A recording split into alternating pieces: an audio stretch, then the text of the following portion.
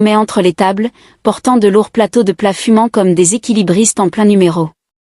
Chaque recoin du bar semblait raconter une histoire, une déclaration d'amour à demi chuchotée dans un coin, une dispute amicale autour d'une partie de domino, et des éclats de voix de vieilles femmes qui parlaient si fort qu'on aurait cru qu'elles disputaient les murs. Chez Mado n'était pas un bar comme les autres. Dès qu'on y mettait les pieds, on savait que c'était un lieu qui vibrait d'une énergie unique. Les tables, bien qu'un peu bancales, semblaient être les témoins silencieux de 1000 récits. Certaines portaient les cicatrices d'anciennes batailles, des taches de sauce tenace ici, une brûlure de bougie là. Le plafond, peint en blanc autrefois, avait viré au beige avec le temps, marqué par des années de fumée de cuisine et d'histoires partagées. Sur les murs, des photos jaunies racontaient le passé, des images d'une époque où le bar n'était encore qu'une petite échoppe, gérée par une jeune femme qu'on supposait être Mado elle-même.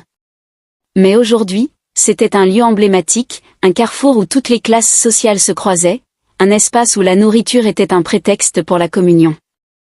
Aminata, fascinée, huma l'air. Oh, ce parfum!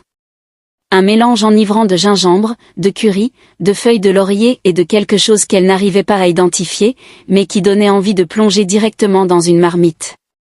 Son ventre gargouilla, comme pour lui rappeler pourquoi elle était là. Elle trouva une table libre près d'une fenêtre et s'installa. À peine assise, un serveur apparut, un sourire large sur le visage. « Petite sœur, bienvenue. Tu veux manger quoi? Ici, tout est délicieux. Mais si tu veux un conseil de grand frère, goûte le riz de l'amour. Il n'a jamais raté sa cible. » Aminata sourit. Elle adorait cette manière qu'avaient les gens de cette ville de toujours exagérer les choses. Mais bon, elle était là pour ça, non? Alors, mets-moi ça, grand frère. Je veux savoir si ton riz est vraiment magique. Le serveur éclata de rire, un rire franc qui résonna dans toute la salle. Toi, tu es une courageuse. Je vais te montrer que chez nous, la magie commence dans l'assiette.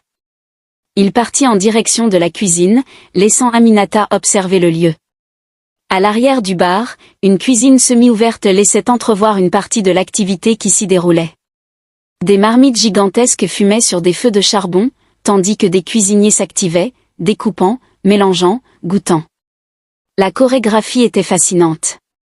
Tout semblait orchestré avec une précision millimétrée, bien que l'endroit déborde d'une énergie chaotique.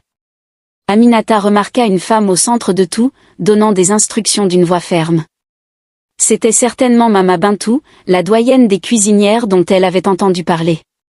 Avec son pagne éclatant et son regard sévère,